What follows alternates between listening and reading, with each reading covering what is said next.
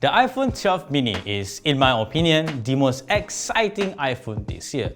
Not just because it's the most affordable iPhone 12, but also it is such a compact smartphone with hardware that does not compromise too much. Not quite convinced it really is the most exciting iPhone of 2020? Then keep on watching. So let's start with why the iPhone 12 mini is such an exciting smartphone. First and foremost, its compact form factor is really the main appeal here. You can easily use it with one hand, it feels very proportionate, and it's just so nice to hold thanks to its squared-off aluminum sides. Of course, for such a small device, you would wonder if the display is too small. But honestly, the 5.4-inch screen is big enough for daily use without feeling too cramped or cumbersome. Yes, you would not have as immersive of an experience when you're gaming, but I can just comfortably play like Genshin Impact on this phone without complaining. Speaking of gaming, the iPhone 12 mini, just like the rest of its siblings, is also powered by the Apple A14 Bionic chip. It is one of the fastest, if not the fastest mobile processor in the market now, so without a doubt, you will get a very good level of performance with the iPhone 12 mini. How often do you see a phone this pocketable that packs so much power under the hood? The camera performance of the mini is also really quite good. It comes with the same dual camera system as the iPhone 12, which is made out of a 12-megapixel primary shooter and a 12-megapixel ultra-wide-angle lens. In my brief time photographing with the iPhone 12 mini, it feels very capable and the shooting experience is just very seamless and intuitive, something that we've come to expect of any modern iPhone.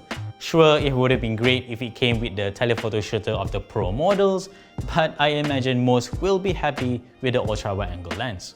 At this point, you guys are probably wondering, surely the iPhone 12 mini has some shortcomings. Of course, there are a few, starting with the battery capacity.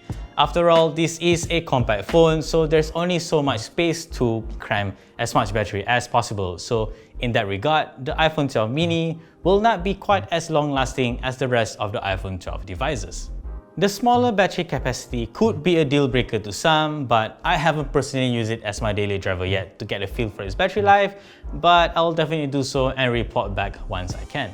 And then there's the wide notch at the top of the screen for Face ID, and unfortunately enough, Apple is still retaining this notch across the range of the iPhone 12. This doesn't give it a particularly modern aesthetic, but at the very least, it doesn't look too weird on the smaller chassis of the iPhone 12 mini. Last but not least is the asking price of the iPhone 12 mini. Now, even though it's the most affordable iPhone 12, it still starts from 3,399 ringgit, and that is for the base model with only 64 gigs of storage. If you want the 128 gig or the 256 gig model instead, that will set you back 3,599 ringgit and 4,099 ringgit respectively.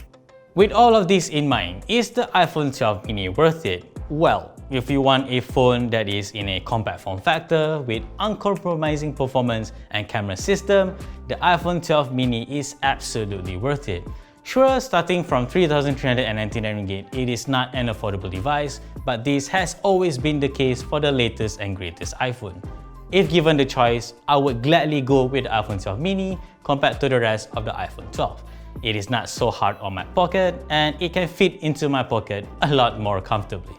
And that is why the iPhone 12 mini is the most exciting 2020 iPhone to me. If you like this video, leave a like, subscribe to us if you haven't already, and always stay tuned for more good stuff to come here at Next Riff.